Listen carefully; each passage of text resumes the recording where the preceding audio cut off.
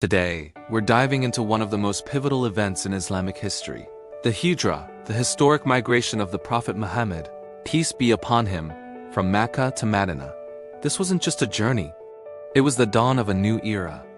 It all began in 610 CE when the Prophet received his first revelation. He started by calling people to Islam secretly. But when he began preaching openly, the powerful Quraysh tribe of Mecca turned against him. The persecution was relentless, especially for the poor and vulnerable Muslims. Imagine companions like Bilal and Khabbab being forced to lie on the scorching desert sand, with heavy rocks placed on their chests, just because they said, "There is no God but Allah." The first martyr in Islam, a woman named Sumaya, was tragically killed during this time. The situation grew so dire that by 615 CE, the Prophet permitted a group of Muslims to migrate to Abyssinia, modern-day Ethiopia, seeking refuge under its just Christian king. This was the first Hijra. A few years later, in 619 CE, a wave of sadness washed over the Prophet. This year is known as the Year of Sorrow. He lost his beloved wife Khadijah, his greatest source of comfort, and his uncle, Abu Talib.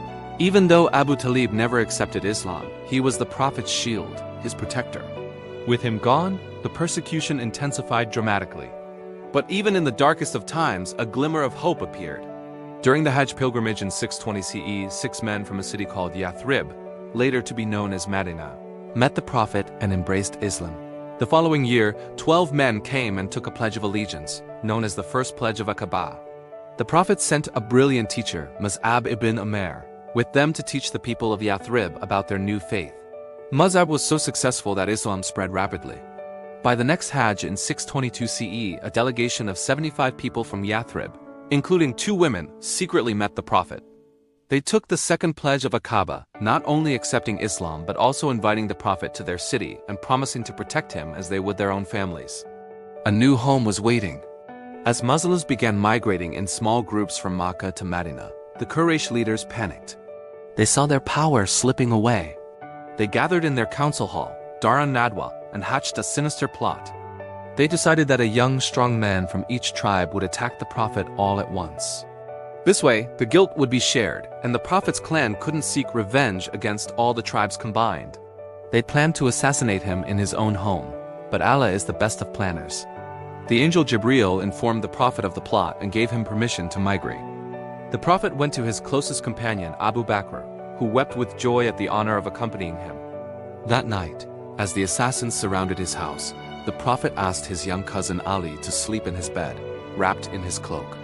He also entrusted Ali with returning all the valuables that people had left with him for safekeeping. Then, reciting verses from the Quran, the Prophet walked right through the armed men, who were miraculously made unaware of his departure.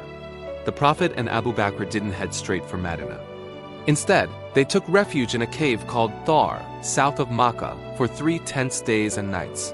The Quraysh were furious and offered a massive reward of 100 camels for their capture.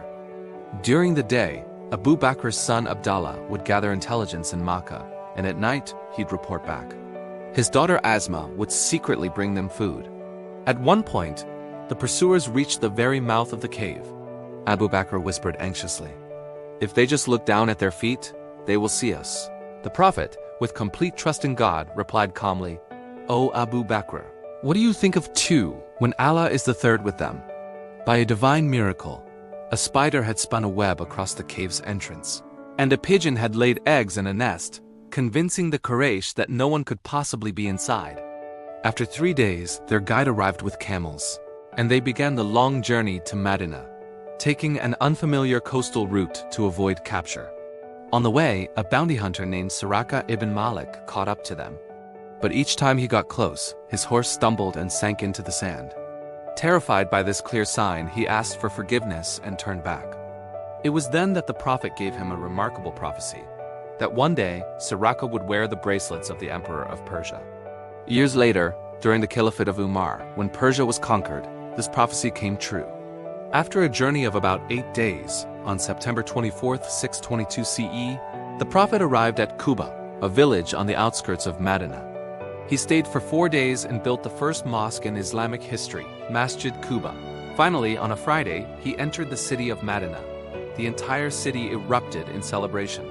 People climbed onto their rooftops, singing songs of welcome.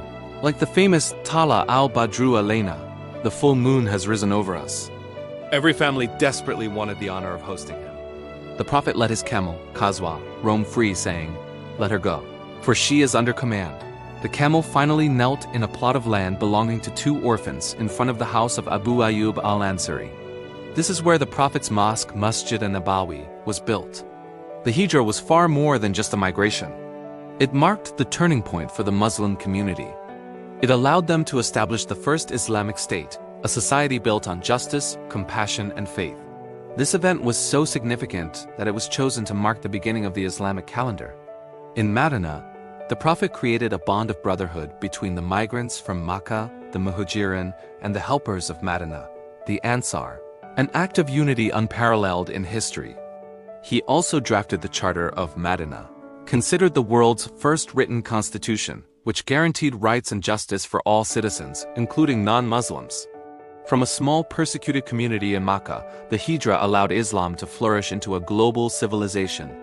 It's a timeless story of faith, sacrifice, and divine providence.